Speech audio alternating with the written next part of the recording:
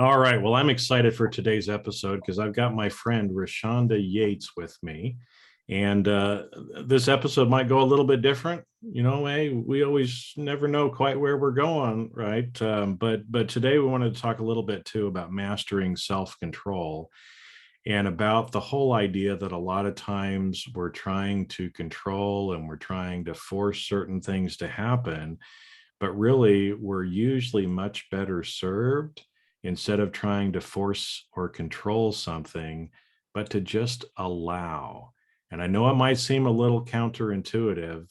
So, whatever you do, listen to this entire episode because you're going to figure out a big key that'll be able to move you forward in the progress that you're trying to make in whatever it is that you may be doing. So, with that, let's roll that episode.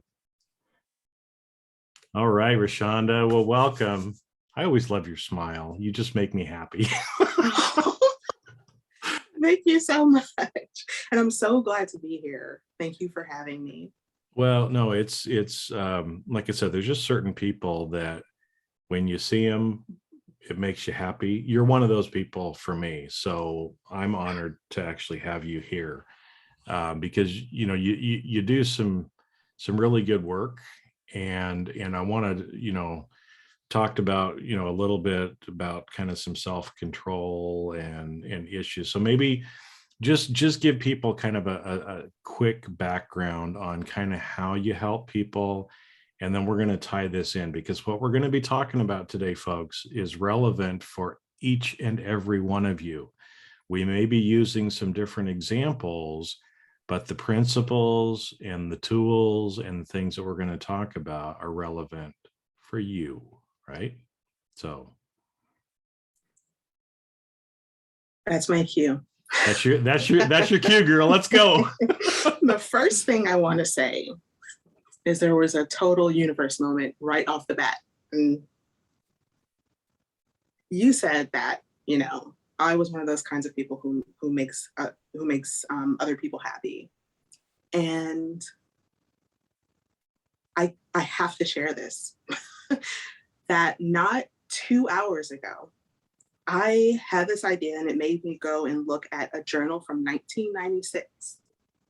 And I read a line. And then, so I was in, I think, 6th or 7th grade at that time. Mm-hmm. And one of the lines that I read out of my journal from 1996 was, I always wanted to be the kind of person that could make others happy. I'm about to cry right now. So my backstory, yeah. I definitely was the person who wanted to control everything. I was a classic textbook perfectionist. I had no idea that this was a thing until I went on a whole journey, which we'll probably get into today, but there's something called image managing. And it's something that particularly, people people who struggle with like addictive behaviors or substance addiction or whatever it is, this is a common thing that you'll find is this image managing. And it was something that I did automatically without realizing I was doing it. And the whole point of it was to control your perception of me, to be able to know that what you were seeing was whatever image I thought you wanted to see, and who knows what that even is. But that's what it really all came down to for me. And so this would show up in my life in a few specific ways. One of them was controlling my body. And so, I was desperate to make my body look a certain way, thinking that if I looked a certain way, then I would be, valued. Another way was, and it kind of goes hand in hand with that, was my food. So I became extremely controlling about my diet, about what I ate. And so this resulted in yo-yo dieting. It resulted in binge eating. It resulted in a lack of presence in my life because I was so preoccupied and consumed mentally with a cognitive load of trying to keep track of every single bite that I ate, or how every single bite might be affecting my body, or even how do I look from this angle, sitting down? And I mean, it really is really wild when you really go into all the minute detail of like how much I was trying to manage in my mind. And then, we briefly chatted before coming on, but it manifested in other ways too, in terms of like my sexual relationships, in terms of money. So it was something that more and more I'm seeing that, this idea of the way we do one thing is the way we do everything. And so beginning to dive into unraveling all those layers of control and embracing surrender has been one of I think that's like the work of my life, honestly, is in really surrendering and letting go. Well, I think it's, I'm one of those perfectionists too. I'm sure that most everybody who's listening as well, right? This whole idea of image managing, right? That we're all kind of going through that, and we kind of, white knuckle things because we're trying to just, oh please, if I look a certain way, then somebody's going to love me. If I show up a certain way at work, then I'm going to get the promotion. If I, on and on and on and on, thinking that we can actually control those things, right? But I kind of got a sense as you were talking, and I could feel it a little bit, right? That as you were going through and trying to do all that stuff, like you said, cognitively, that just had to be exhausting to go through that, right? 100%. I mean, it was so exhausting, not only trying to just keep track of all of the things that made up my contrived image, if you will, but also dealing with the fact that no matter what I did, someone was always going to be disappointed in me in something that I did. Like I could never get that perfect approval that I was always seeking. And so it was always just out of reach, which meant that I felt like I had to work harder. And this also led to then me trying to control other people as well. Mm. So not only am I trying to manage my self-image, but I'm also trying to manage other people's perceptions of me. And so that's a whole other ball of wax. And so yes, it was very exhausting and it didn't work. To put it simply, it just didn't work. Well, and I think it's funny because, again, we're going to use some different examples as we're talking about, but body image, I think is a great one, right? Because again, whether you're, male, female, doesn't matter, old, young, we all kind of have different body image issues, right? I mean, I've yo-yoed as well. I've done good. I've been, trim and fit and healthy, and I've been, technically considered obese based on the BMI, right? And I've kind of gone back and forth at different points in my life. But I think it's funny that you brought up about that too, right? Because sometimes we're worried about, oh, well, you know, if I weigh a certain amount, if I look a certain way, right? And again, we'll just throw stuff out there, right? Everybody who has, straight hair wants curly hair, and everybody that has curly hair wants straight hair, right? Or Yes. like it's like sometimes, well, if I'm thin enough and I look like the models in the magazine, then everybody's going to love me. But then there's the same person who's like, no, I like a curvy woman, right? So there's you can't please everybody. So if you can't please everybody, what are we supposed to do? And I think this is kind of what you're helping people do, right? Is what do we do if we know that whatever we do, we can't please everybody and we can't really control it anyway? What's our best course of action? Yeah, that's really the question, you know, because at the end of the day, you can't. And, when I was trying to contort myself into what I thought would please other people, it just left me feeling frustrated, resentful, depressed. I really went through this deep depression, and I'm grateful for it because it was because of that I was led to start, seeking healing, and I think this is a leap for a lot of people to make, um, because you hear it all the time. You hear people say, "Oh, just love yourself," you know, and it feels like such this elusive, vague, amorphous concept. And so, but in 2015 specifically, I had kind of reached the end of my rope in terms of trying to fix, quote unquote, fix my body. And I had been up and down in my weight. I had been dieting, trying to achieve this idea, this what I thought was perfection. And then I reached the end of my rope. I just was like, you know what, I just can't do this anymore. I'm miserable. What's the point? And so, just out of desperation, that moment, I chose to pursue being happy instead. And I was like, you know what, whatever happens with my body, with my weight, I don't care if I'm not happy. And so I just made that choice. And it was totally a Hail Mary, that expression from football. It's like I had no idea that that was going to be the best thing I could have done.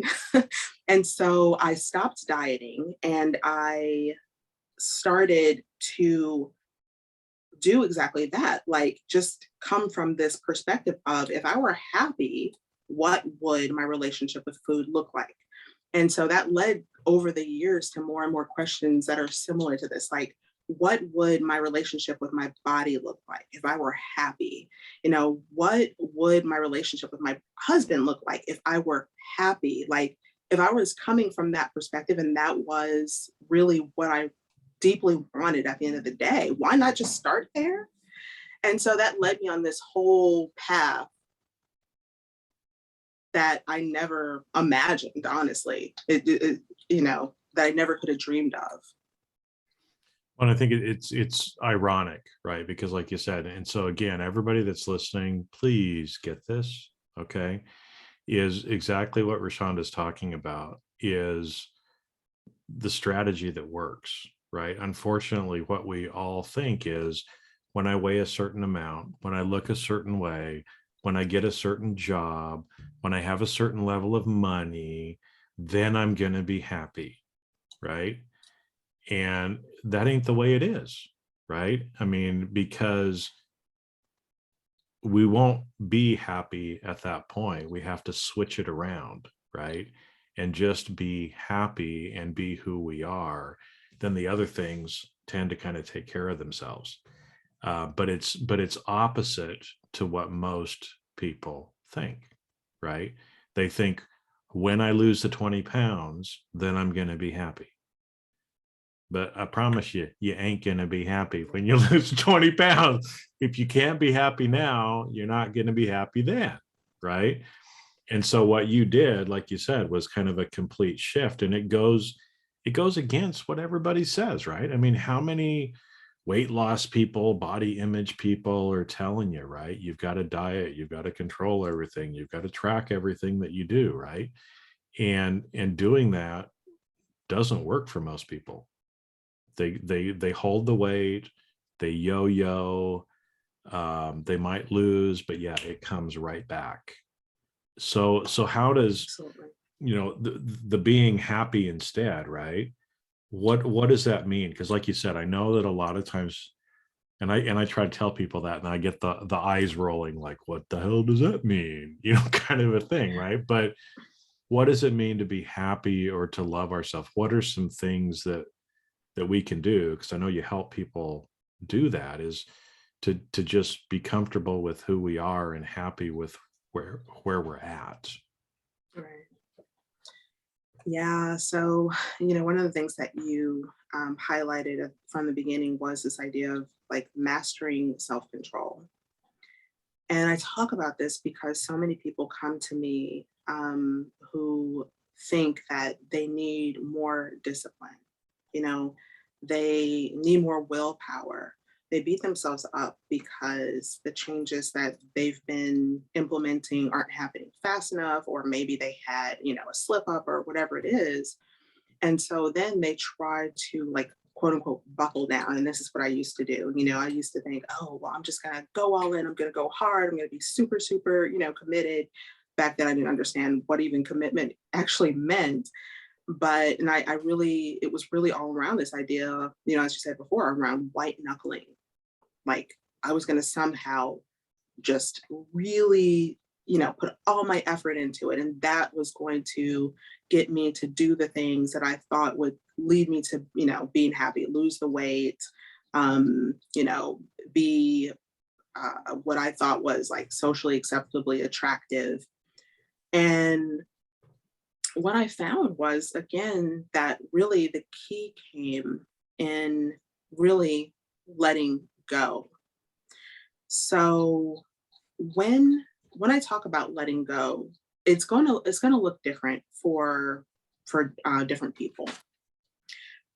But in my life, when I, for example, let go of control of my food, so and it's totally counterintuitive, but I stopped tracking my food.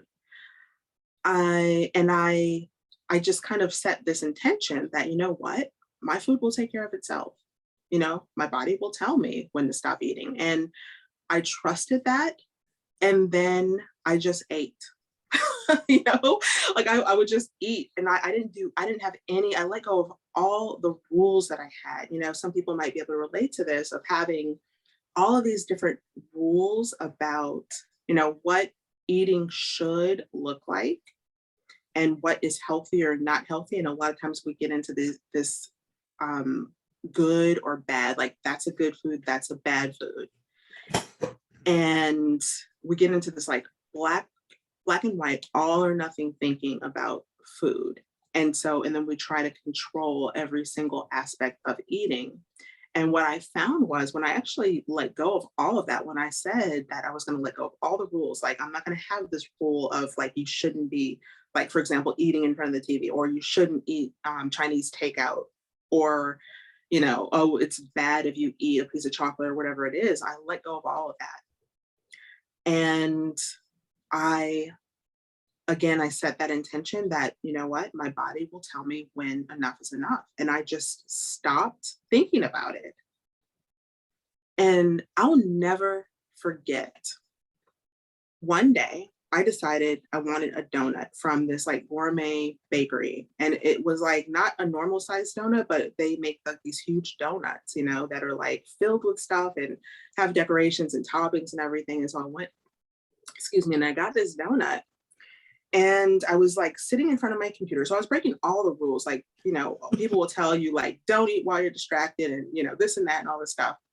So I was breaking all those rules because I had no rules. And I was sitting in front of my computer typing and working. And I had this donut.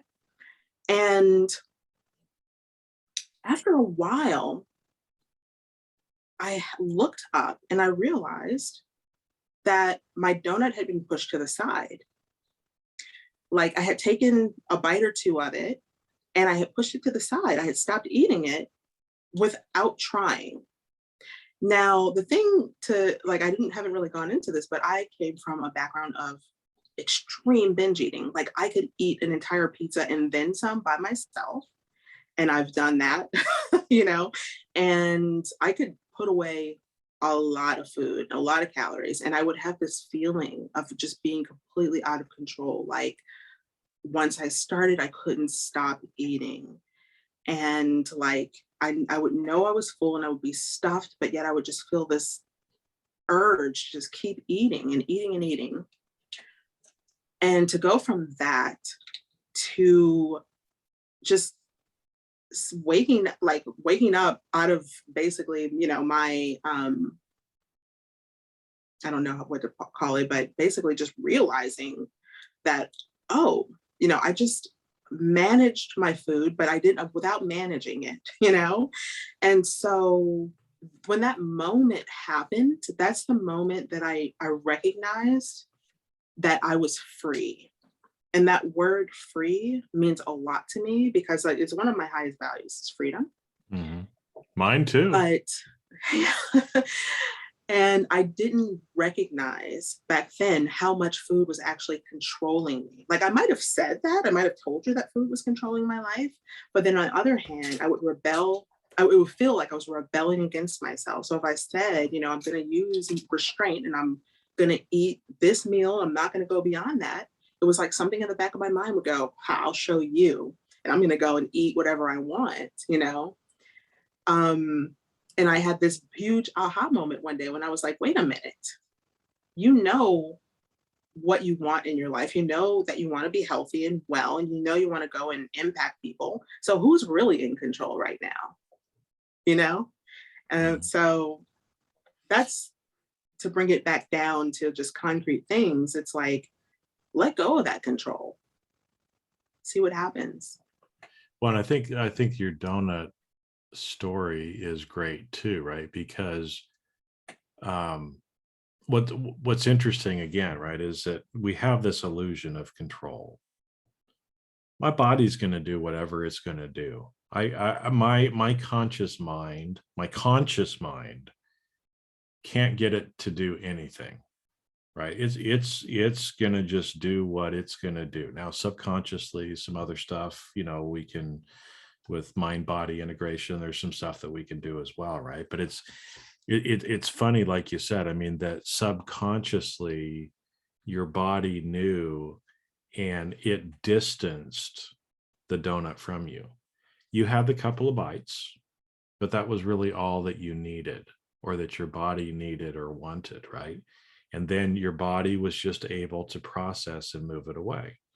So, what's funny is, so many people try to strictly control what they put in their body, which is fine, right? I mean, we should be feeding at least the best that we know.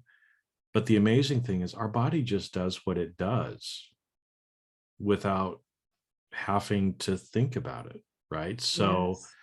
so one of the kind of mantras that I say to myself is, my body uses what it needs and flushes the rest.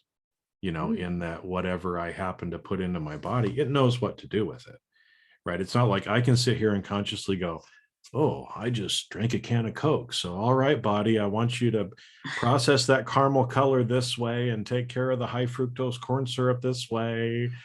It just knows what it's going to do, right? And it knows where to put it and what to do.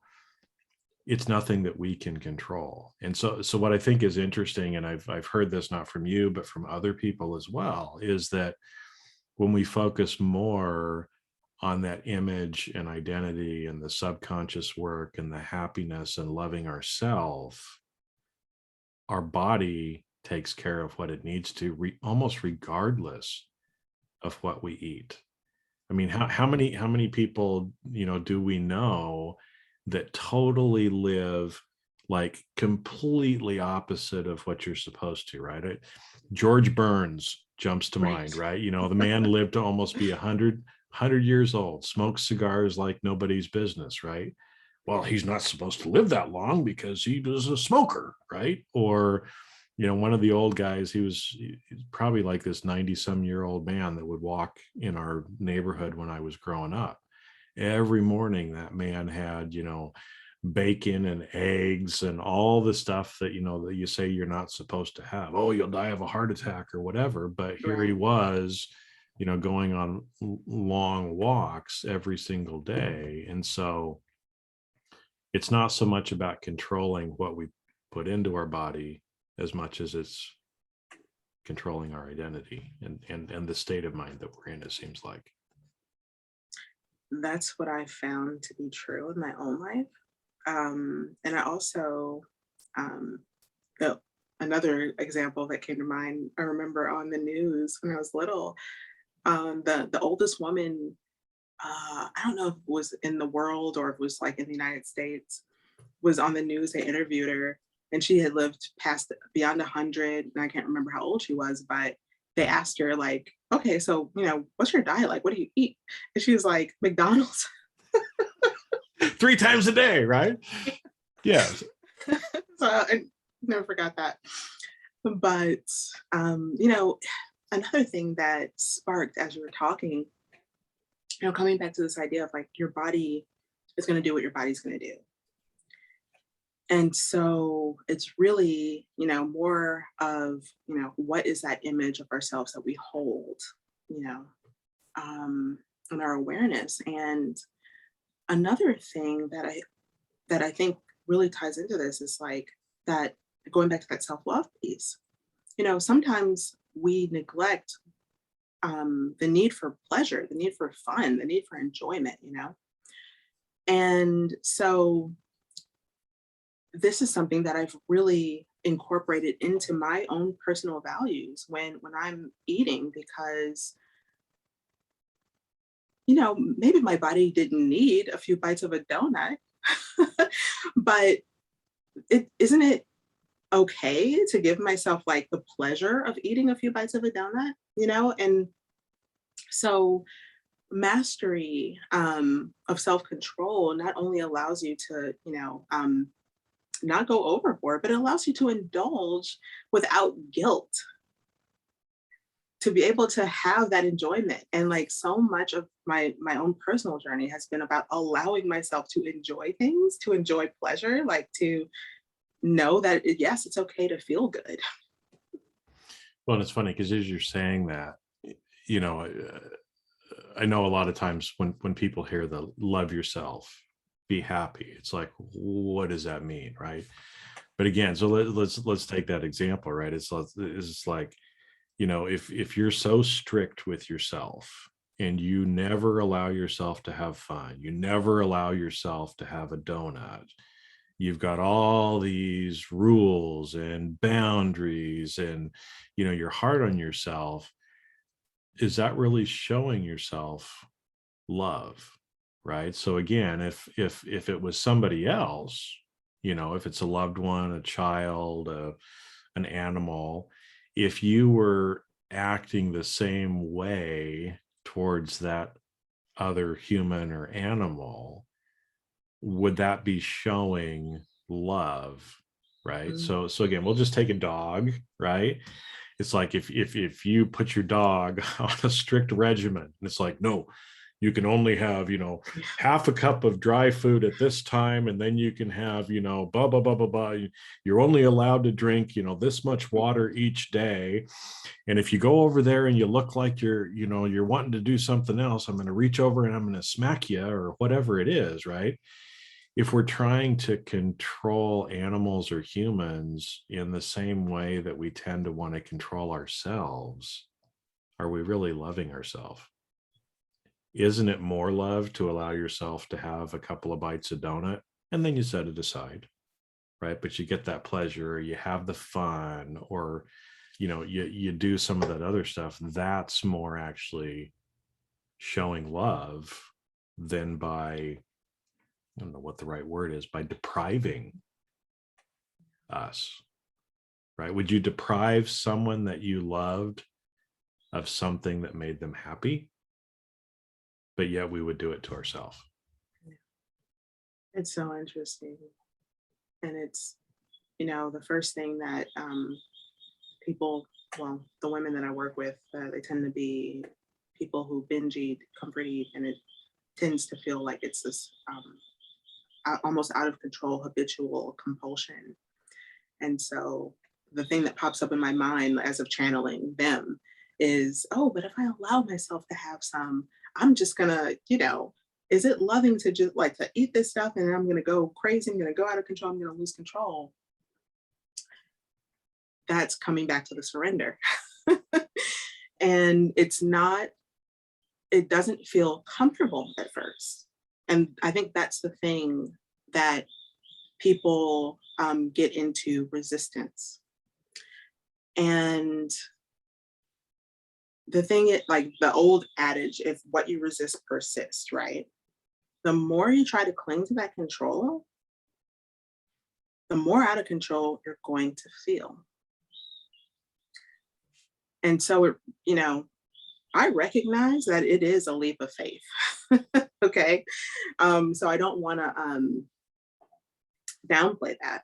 because I recognize that, for people who have, especially when you have restricted for so long and deprived yourself, denied yourself, um, when you've done that for so long, you lose trust in yourself. And so it is about taking that leap of faith, and it's a choice to choose to trust yourself, trust your body, um, and to go ahead and let go of that. Really, what I found in my own life was that it was like this, um, almost this addiction to control itself. Hmm. And so I had to like recognize that and let that go. And like we were talking about, it was in so many areas of my life. Well, because it was showing up in other areas, right? You were trying to control yourself, which meant I think you mentioned also you were trying to control others or other Yeah, situations as well, too, right? That absolutely. it ends up starting to show up in some of these other places as well. And I think it's, as you were talking there about trust, it's, in order to be in a loving relationship, there has to be trust as well, right? So, yeah, if we're Mm, not trusting ourselves, yeah. then we're not really loving ourselves as well, right? And yeah, maybe there's stories that have to be reprogrammed, right? Like one that my dad had. And again, okay, my dad was a Depression era baby. Mm, Okay, so growing up in the Depression, obviously he had some different stories than I did, but we used to have the clean plate club in oh our yeah. house, right? So he would, if it was put on your plate, you had to eat everything, and he would like scrape the plate and get every little bit of food off of it, right? And it's when you grow up or you feel like that, sometimes maybe there are some stories that have to be, it's perfectly fine for me to leave. In fact, at certain points in my life, I would on purpose leave a certain amount on my plate, right? As a way to trust me and to know that I don't have to finish everything on it. Mm, It's okay to leave a yeah. little bit there, right? But that trusting, like you did with the donut, right? You you were trusting yourself. You subconsciously pushed that away from yourself because you didn't have to eat the whole Right. thing. And I know, binge eating, and that gets to some other addictive behavior and other things as well, right? That we're usually trying to numb ourselves. There's some other deeper thing usually behind that as well. But I think it's still kind of gets back to trust too, though, right? I mean, Yeah. I mean, like, we were talking about, before we came on, about how it really is, all the same deeper underlying issue. So whether that's, binge eating, whether it's, being addicted to scrolling on your phone, or just kind of like zoning out in front of Netflix all day or whatever it is. Um, when we kind of start peeling back those layers and get to the bottom of things, most of us will just find, oh, it's that I really don't think I'm worthy of feeling good in my life, or I don't trust myself to really, go out and create whatever it is that I want to create in my life, whether that's a better relationship or, better finances or start a business or whatever. And, with my own life, you know, and I'm still learning this lesson, so I want to make that clear. It's like self trust it's a major piece of my life journey, because I always wanted to look outside of myself for everything, approval, love, for someone else to, tell me that I'm worthy, that I'm valuable, that I can do something, pat on the back, whatever it is. I was always looking outside of myself, only to figure out that like the only person who I can really rely on to give myself that is me. And so, I'm still doing my work of rewriting the stories, thinking that, I need like some authority, to tell me that, yes, you're on the right track, or you're doing a good job. So, but the more that I do that, the more that I seek that internal validation, the freer and freer and freer I am. Oh, that's good. I'm going to add that to my self talk, actually. But the other thing is, you talked about reprogramming. And so, this is something that this was kind of like the last piece of the puzzle that I found for myself that that I didn't even realize that this is what I had done. But since learning more about exactly what this is, like being able to actually go into the sort of program of your operating system and reprogram your self image, reprogram your identity, and basically line yourself up to do the things automatically that lead you to where you want to be in your life. That's a huge piece that I think so many people are missing, but it really is the force magnifier. It's that thing that once you commit to loving yourself, and then you get the tools to reprogram your subconscious mind, and they're all over the place. Like, you can find hypnosis tools, like they're out there. You just got to go look for them.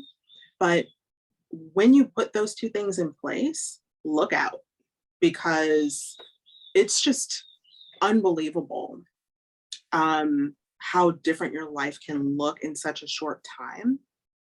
And that was really that last piece of the puzzle for me, is really being able to harness that, because the fact is we're all being programmed all day, every day.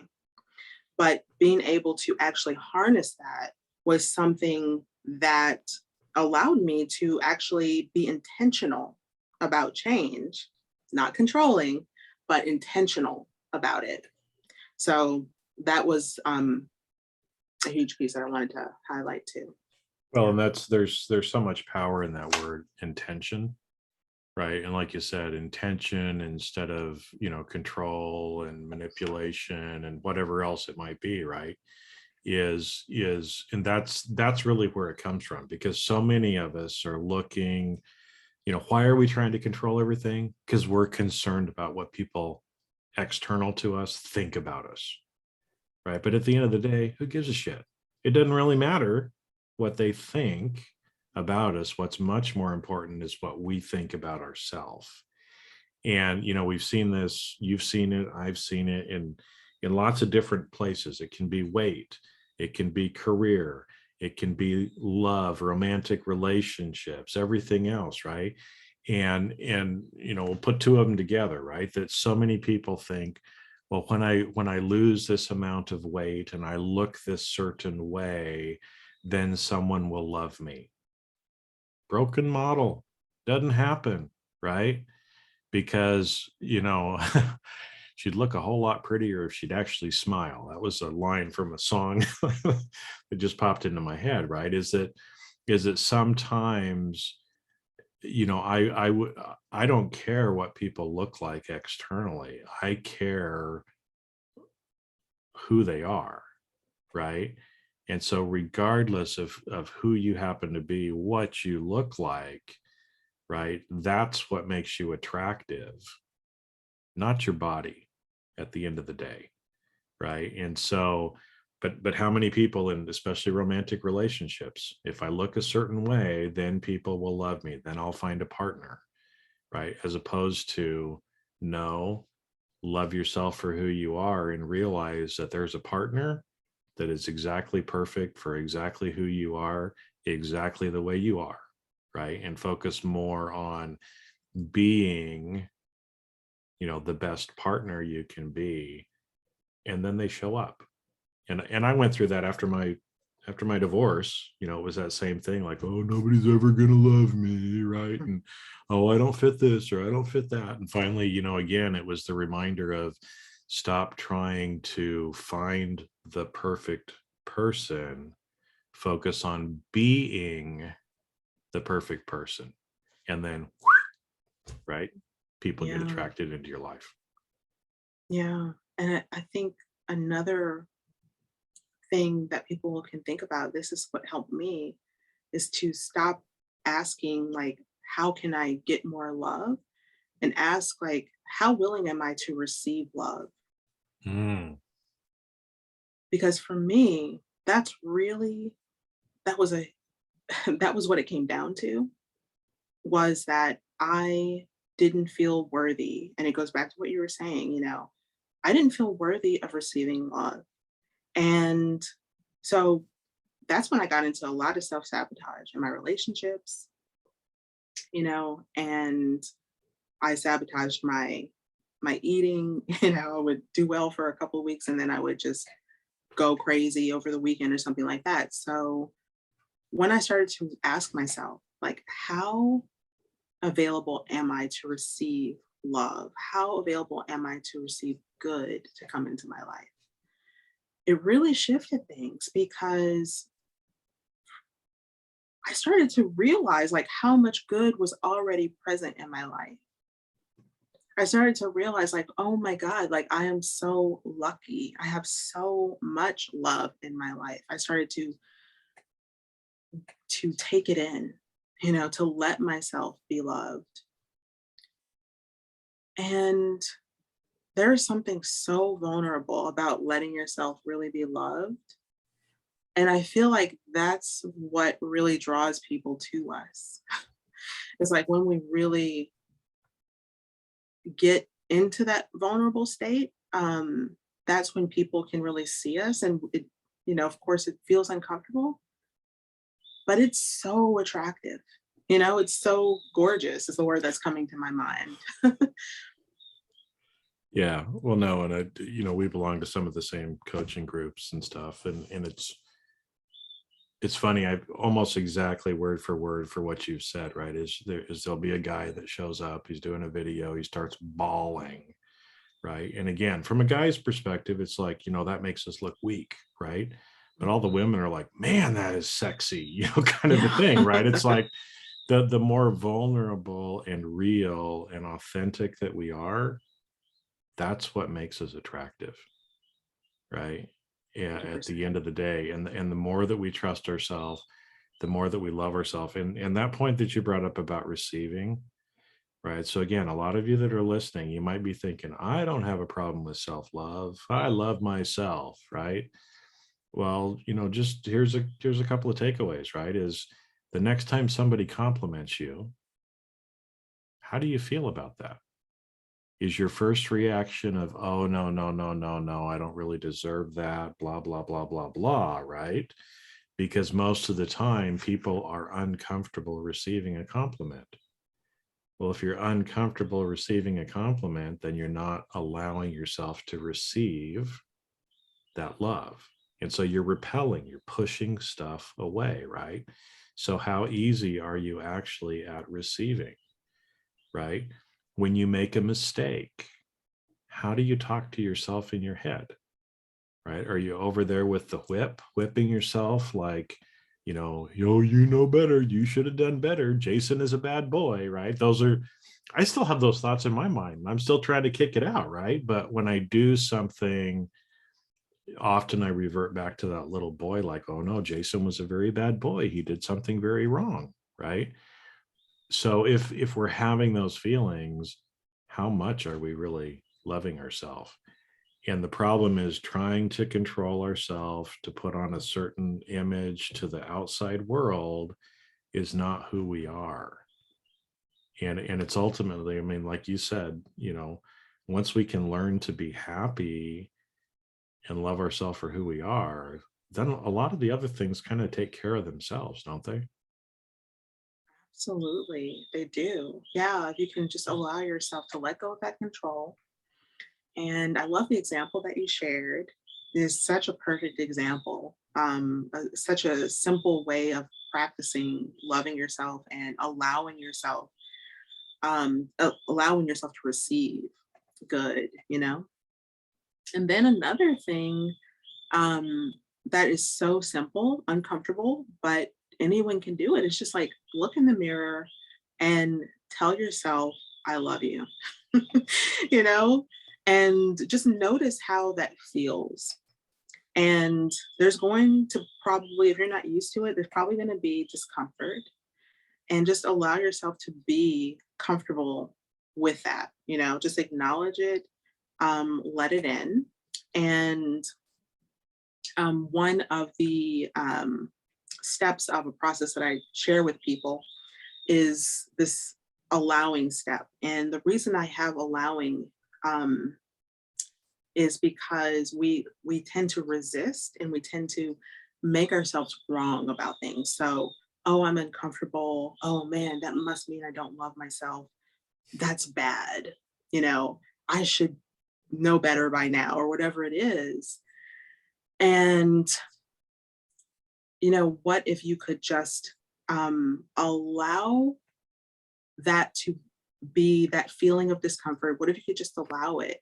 So you can think of like a wave in the ocean, like part of the human experience. We have all of these emotions, and it's like just this one wave in the ocean. It's going to come up, it's going to come to a crest, and it's going to recede. That's what waves do. And so allowing is all about, you recognize that, yes, I'm uncomfortable. And you might even recognize what the Buddhists call the second arrow, which is, the first arrow hits you, but now you beat yourself up. So that's the second arrow. And that one hurts you more than the first one. Uh-oh, I lost you. Yeah. Well, that second arrow ends up hurting you probably more than the first one did. Oh, absolutely. That's the ironic thing about it. And so just really allowing yourself to let it be there. Just make space for it, and just let it be. And then I feel like I should just finish out the last two steps after that. So after noticing it, ask yourself this question. Ask yourself, what am I believing right now? And so, that could be a belief that, you're wrong, or you're bad, or you're not worthy, whatever that belief is. Let that surface. And then the last step is about nurturing yourself. And this comes back to self-love. Like, you are the one giving yourself what you need.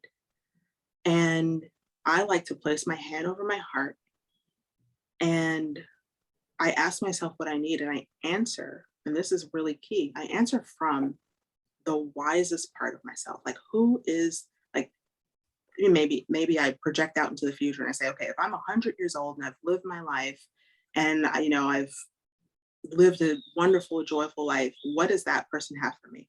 Or sometimes I will think about like a mentor, like Maya Angelou is someone who I often like to kind of call on, and what message does she have for me? And with my hand on my heart, I'll think to myself, sometimes it's, thank you for keeping me safe. I'm okay, because I recognize, oh, that's my brain doing what it does. Or it might be,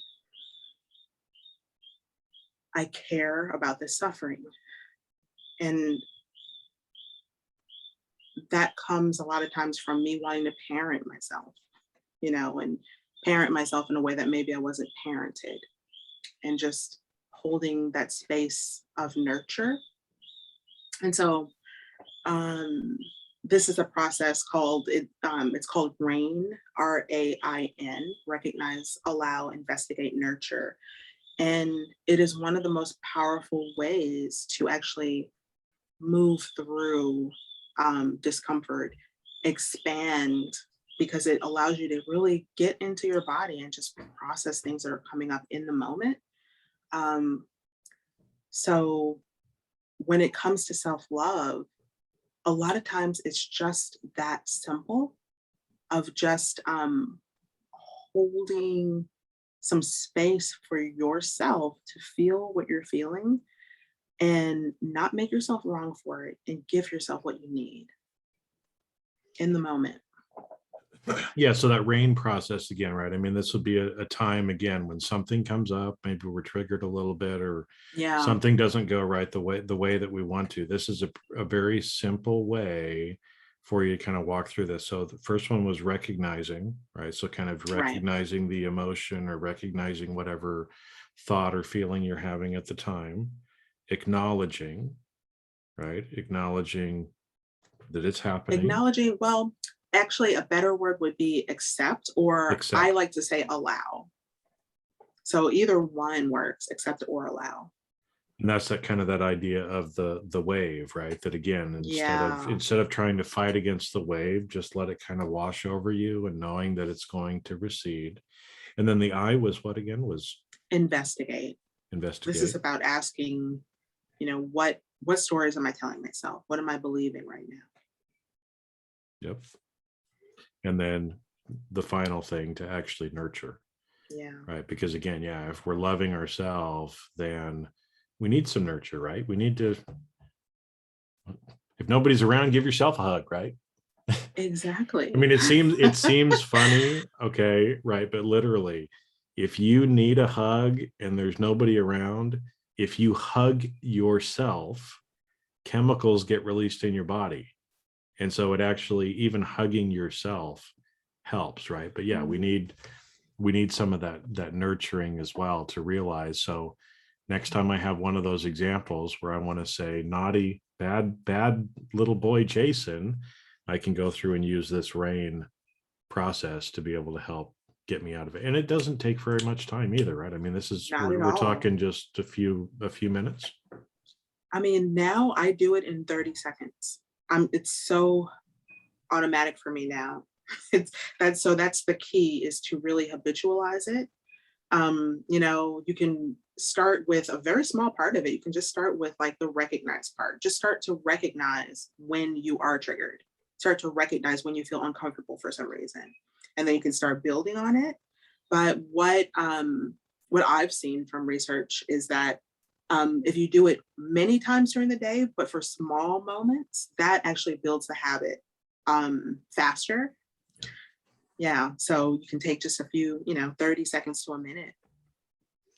Great practical thing, for us to kind of end with, as well. But, again, I know I'm a perfectionist, you're a perfectionist, we're recovering perfectionists, I think, Yes.